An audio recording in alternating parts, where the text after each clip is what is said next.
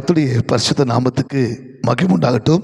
கர்த்தருக்கு பிரியமானவர்களே, மீண்டும் இந்த கால வேளையில் இந்த டெய்லிஸ் ஊழியத்தின் மூலிமா உங்களை சந்திக்க நான் மிகவும் சந்தோஷப்படுகிறேன். நான் கர்த்தருக்குள்ளே விசுவாசிக்கிறேன். நீங்கள் எல்லாரும் நல்லா இருக்கிறீங்க என்று, கர்த்தருக்குள்ளே நீங்கள் சுகமாக இருக்கிற என்று. ஆமென். கர்த்தருக்கு பிரியமானவர்களே, தேவன் தொடர்ந்து இந்த மாதம் நம்மளுக்கு கொடுத்த வாக்குத்தத்தங்களை குறித்து நம்ம தியானித்து தேவன் அந்த வாக்குத்தத்தம் இருக்கிற ஆசீர்வாதங்களை பெற்றுக்கொள்ள கர்த்தர் கிருபை செய்து கொண்டிருக்கிறார். ஆமென். இந்த மாதம் தேவன் நமக்கு வாக்கு கொடுத்திருக்கிறார். ஆமென். அவர் விசுவாசிக்கிறவனுக்கு எல்லாம் ஆகும். மார்க்கு சுவிசேஷம் 9 அதிகாரம் 23 பார்க்கும்போது கர்த்தருடைய வார்த்தை சொல்கிறது, விசுவாசிக்கிறவனுக்கு எல்லாம் ஆகும். ஆமென். நான் கர்த்தருக்குள்ளே விசுவாசிக்கிறேன். இந்த நிகழ்ச்சியை பார்த்து கொண்டிருக்கிற விசுவாசிக்கிற உங்கள் வாழ்க்கையில் நாள்தோறும் தேவன் நீங்கள் எதிர்பார்க்குற நன்மை, எதிர்பார்க்குற ஆசீர்வாதம், எதிர்பார்க்குற சமாதானம், எதிர்பார்க்குற சுகம், விடுதலை உங்களுக்கு உண்டாக்கி கொண்டிருக்கிறார். காரணம், தேவன் உண்மையுள்ளவர். ரோமர் 10 அதிகாரம் 11 சொல்கிறது. ரோமர் சாப்டர் 10:11 அங்கே கர்த்தருடைய வார்த்தை சொல்கிறது, இயேசுவை விசுவாசிக்கிற எவனும் வெட்கப்பட்டு போவதில்லை. ஆமென். அன்பு சகோதரா, அன்பு சகோதரி, நீங்க உங்க விசுவாசம், உங்க நம்பிக்கை இயேசு மேல இருக்கும்போது வெட்கப்பட்டு போக மாட்டீங்க. ஆமென்.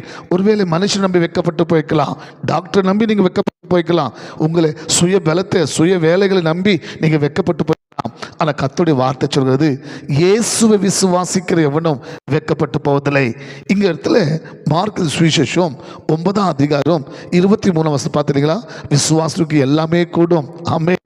ரோமர் 10 அதிகாரம் 11 சொல்கிறது, அவரை விசுவாசிக்கிற எவனும் வெட்கப்பட்டு போவதில்லை. நீங்க யோகான் 10 அதிகாரம் 11 அதிகாரம் 40 சொல்கிறது, அவரை விசுவாசிக்கிற எவனும் நீ விசுவாசித்தால் தேவோட மகிமை காண்பாய். ஆமென். ஹல்லேலூயா. விசுவாசிக்கிறீங்களா? நல்லா கவனிங்க. தேவன் வார்த்தையில் உண்மையில் இருக்கிறார். தேவன் வார்த்தையில் நம்பத்தக்கவர் இருக்கிறார். அவர் நம்ம வாழ்க்கையில் வாக்கு கொடுத்துட்டாருன்னா நிச்சயமா நடத்துவார். பிரியமகளே, இந்த மாதம் சொல்றாரு, விசுவாசிவனுக்கு எல்லாமே ஆகும். கவனிங்க, ஊழியத்தில் ஒரு சகோதரி கடந்த நாள் ஒரு சாட்சி சொன்னாங்க. அவங்க வேலை செய்கிற இடத்துல ஒரு சகோதரிக்கு திருமணமாகி 13 வருஷம் குழந்தை இல்லை. அவங்க ரட்சிக்கப்படல, இயேசு சுவாமி பற்றி தெரியாது. ஆனால் இந்த சகோதரி ஆண்டவர் பற்றி சொல்லி ஒரு ஜெப எண்ணெய் அவங்களுக்கு கொடுத்துருக்குறாங்க. அம்மா, இயேசுவை நம்புங்க, இயேசு விசுவாசிங்க.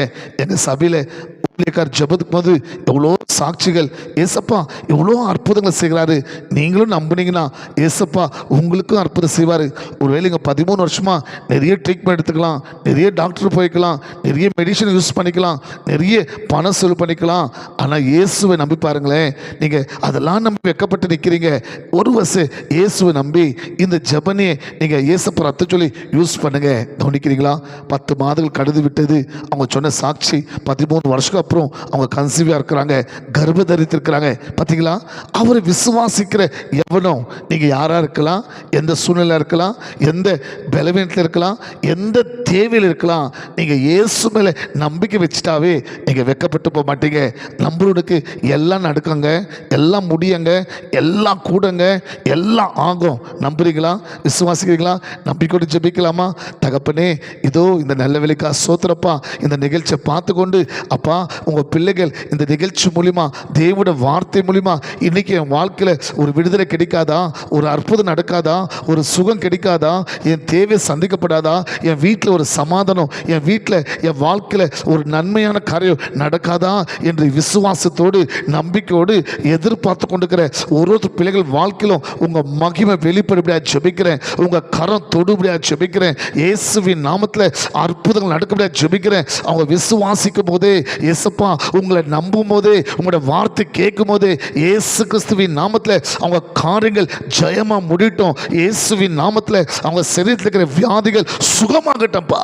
நீங்க அப்படி செய்து விட்டதுக்காக ஸ்தோத்திரம். நல்ல பிதாவே. ஆமென். God bless you.